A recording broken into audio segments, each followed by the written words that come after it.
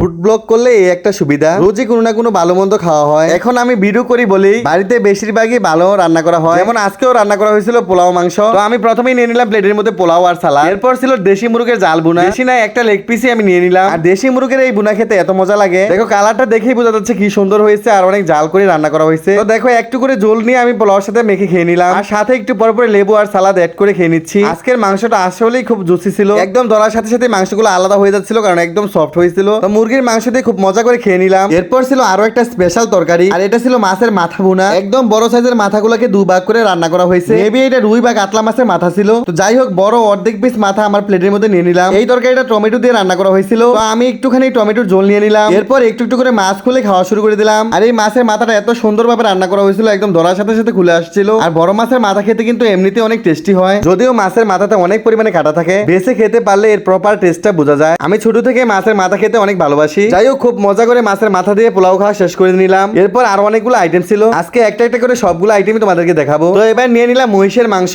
রোজার ঈদ উপলক্ষে এবার বাড়িতে মহিষের মাংস আনা হয়েছিল, আর মহিষের মাংসের টেস্ট কিন্তু গরুর মাংসের থেকে কোনো অংশেই কম না। যাই হোক, এখন আমার খাওয়ার জন্য অনেকটা পরিমাণের মাংস আর ঝোল নিয়ে নিলাম। মাংসের কালারটা দেখতেই অনেক বেশি লোভনীয় লাগছিল। আমি এখানে হাড্ডি, চর্বি আর সলিড মাংস নিয়ে নিলাম, তবে আমার কাছে মাংস থেকে মাংসের চর্বি খেতে বেশি ভালো লাগে। মহিষের মাংস আর পোলাও একসাথে মেখে মজা করে খেয়ে নিচ্ছি। মাংসটা এত সুন্দর রান্না করা হয়েছিল যে একদম নরম, দৌড়ার সাথে সাথে খুলে যাচ্ছিল। তো আমি একটু একটু করে মাংস খুলে খুব মজা করে পোলাওর সাথে খেয়ে নিচ্ছি। সাথে কিন্তু শসা, লেবু, পেঁয়াজ অ্যাড করে খেতে খুবই দারুণ লাগছিল। ইদানিং খেয়াল করে দেখছি তোমরা আমার খাবার ভিডিও অনেক পছন্দ করছো, আর সেটা তোমাদের লাইক, কমেন্ট এবং শেয়ার দেখলেই বোঝা যায়। এইভাবেই তোমরা আমার সবসময় পাশে থেকো, আর আমিও ইনশাল্লাহ তোমাদেরকে সাপোর্ট দিব। যাই হোক, এইদিকে কথা বলতে বলতে অনেকটা খাবার খেয়ে নিলাম। অলরেডি খেতে খেতে আমার পেট ভরে গেছে। আজকে আর পোলাও টোলাও নিব না, এইটুকু খাবার দিয়ে আমার শেষ করে নিব। যাই হোক, মহিষের মাংস দিয়ে অনেকটা খাওয়ার পর লাস্টে ভেবে নিলাম ডাল নিব, কারণ ডাল মাংস এড করে খেতে আমার কাছে দারুণ লাগে। আর আজকে ছিল মসুর ডাল। আজকে ডালটাও একটু ভিন্ন, কারণ একদম সাদা মাটা, কোনো টক দেওয়া হয়নি। এখন ডালের সাথে পোলা মেখে সাথে মহিষের মাংস এড করে খুবই মজা করে খেয়ে নিলাম। তো এই ছিল আজকে আমার ভিডিও। তোমাদের কাছে কেমন লেগেছে অবশ্যই কমেন্টে জানিও। দেখা হবে এমনই নতুন কোনো ভিডিওতে, সেই পর্যন্ত ভালো থেকো, আল্লাহ হাফেজ।